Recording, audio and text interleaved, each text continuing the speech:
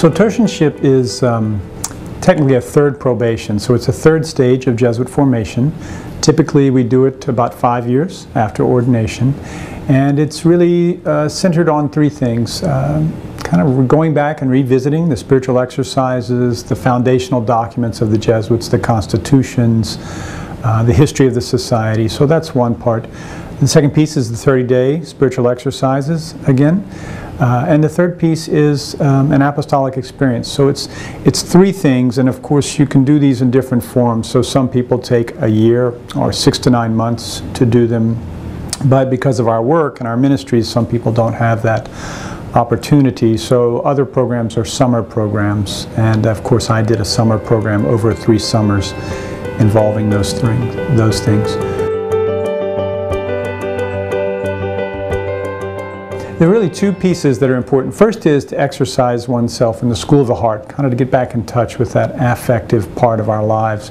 But the second is to synthesize, to bring together our intellectual, our apostolic, and our spiritual formation. So all of those experiences we've had as Jesuits, studying, ministering, listening to people, we spend some time bringing those together during tertianship and figuring out what God is saying to us, in a sense reaffirming our vocations.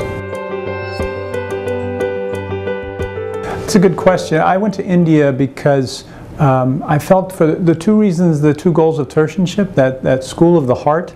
I work in Washington, D.C., which is a wonderful place to work for policy and advocacy work, but I ended up doing a lot of kind of rational social analysis work, and I wanted a place that would kind of give me the opportunity to have that school of the heart, just to be with marginalized groups, marginalized people that have meant so much to me during my Jesuit life, to listen to their stories again in a different context, and that context I felt was India, and in particular because India is now the largest assistancy. There are more Jesuits from India than any other country or continent, more Asian Jesuits, and so I felt this would be a group that I want to get to know.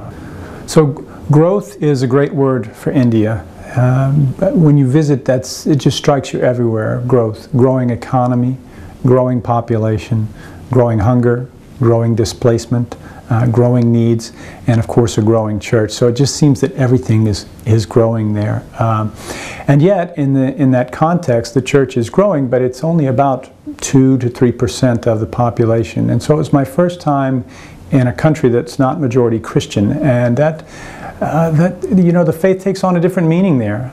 You see how people have to live it out in the context of a much larger dominant culture, but there's a real beauty to it, and obviously the church is affected by the culture or influenced by the culture in many beautiful ways. And so I was deeply drawn to the ways that the Jesuits pray through the liturgy, that the people pray through the liturgy, their religious devotion, their songs, their dances, their popular culture.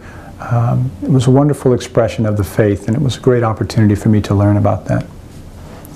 A lot of people have asked me about my time in India and how that might affect or shape my work here at the conference, and I think it's an important question. I think it's a great question. And I was reading a book recently where it quoted Freud, or paraphrased him, as saying something to the effect that if we could push a button and injure someone on the other side of the world, and yet at the same time that button would put money in our bank account, by the end of the week we'd have a lot of millionaires in Vienna. Now, I think that's a pretty dim view of human nature. I don't know if I subscribe to that, but I also know that there are ways in which our actions in the United States affect people in India. But I also think there are ways we can push a button, if you will, in the United States and do good in India too. So it's a way of looking at our world and my work when I came back and saying, what are the connections, good and bad? What are some of the ways that my actions our actions have an effect in India? And what do I mean? I mean things like the depletion of the natural resources in India by mining companies. You know, are there connections in the U.S. with those companies?